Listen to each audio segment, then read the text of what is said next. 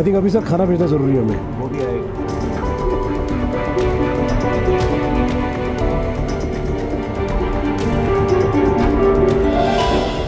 उत्तरकाशी की सिलक्यारा टनल में फंसे 41 मजदूरों की तस्वीरें पहली बार सामने आई हैं। को एक एक करके कैमरे पे दिखाओ और कैमरे पे पता चल जाना चाहिए हम आपको यहाँ से देख रहे हैं। इन तस्वीरों में सुरंग के अंदर के हालात साफ नजर आ रहे हैं।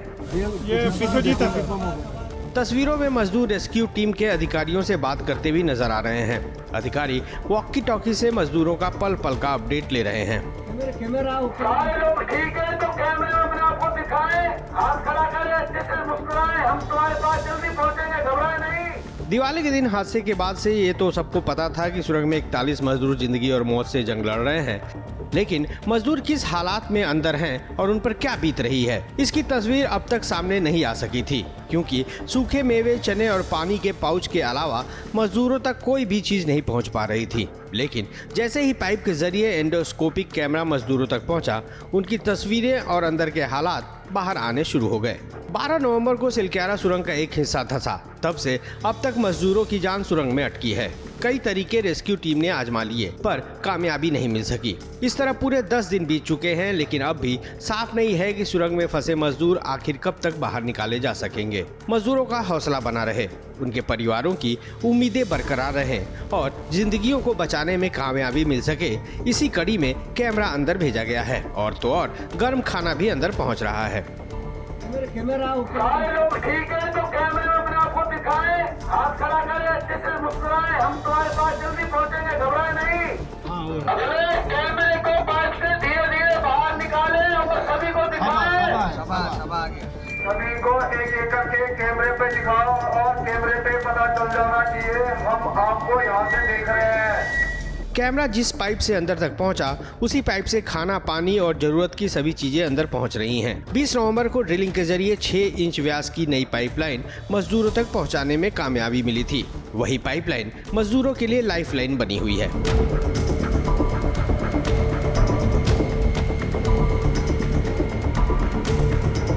सुरंग में फंसे 41 मजदूरों के लिए अब तक सूखी चीजें ही छोटे और सकरे पाइप से भेजी जा रही थी, लेकिन अब बोतलों में भरकर गर्म खिचड़ी और दाल भी पहुंच रही है। संतरे, सेब और नींबू का जूस भी भेजा जा रहा है। सुरंग में फंसे इन मजदूरों को खाना पहुंचाने के लिए प्रशासन ने अलग से रसोई तैयार की है, जिसमें डॉक्टर की सलाह से मजदूरों के स्वास्थ्य का ख्याल रखते हुए पौष्टिक खाना तैयार किया जा रहा है। अंदर भेजा जाएगा जितने भी हमारे जितने 2 भाई लोग हैं अंदर है जो फंसे हुए हैं, उनके लिए इससे पहले गरम खाना नहीं गया था, तो आज पहली बार आज गरम खाना जा रहा है, तो उसको भेजने के लिए तैयारी कर रहे हैं। अब सुनिए मुख्यमंत्री पुष्कर सिंह धामी ने इस पूरे अभियान को लेकर क्या कहा है।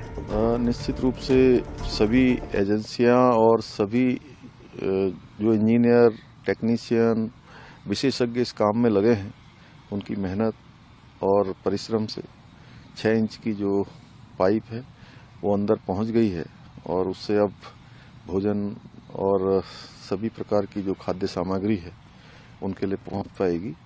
निश्चित रूप से ये हम सबको प्रोत्साहित करने वाली है और हम भगवान से प्रार्थना करते हैं कि जल्दी से जल्दी ये रेस्क्यू अभियान पूरा हो, हमारे सभी श्रमिक भाई कुशलता से बाहर आएँ।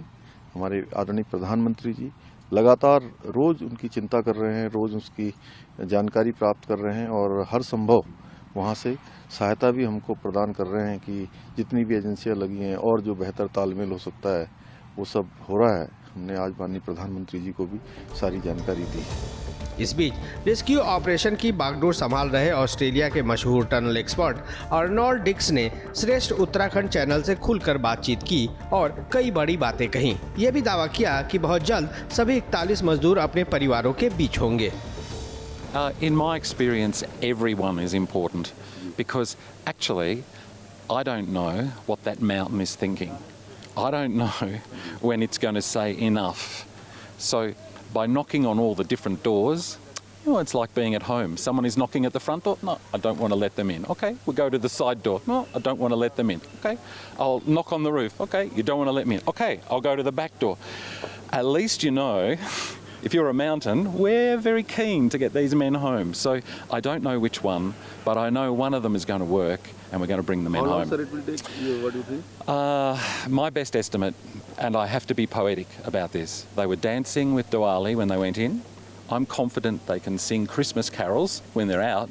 I'm just not sure exactly when, whether it's a few days or whether it's a few weeks or more. But they'll be out. They're coming out. We're getting them out.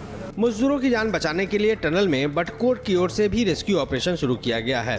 इस तरफ से 3 मीटर चौड़ी rescue tunnel बनाई जा रही है। अभी तक 8 मीटर लंबी टनल बनाई जा चुकी है। हालांकि इस विकल्प में बहुत ज्यादा वक्त लग रहा है। कुल मिलाकर कई प्लान पर एक साथ काम हो रहा है।